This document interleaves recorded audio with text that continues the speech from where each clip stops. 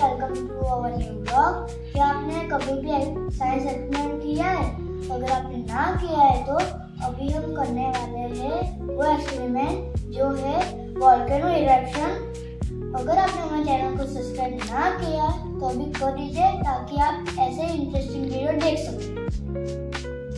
तो फिर experiment start करने के हमें चाहिए 1 टेबलस्पून बेकिंग सोडा, फिर थोड़ा ये विनेगर, तो फिर अभी डालते हैं बेकिंग सोडा। तो फिर अभी इसके अंदर ऐड करेंगे विनेगर।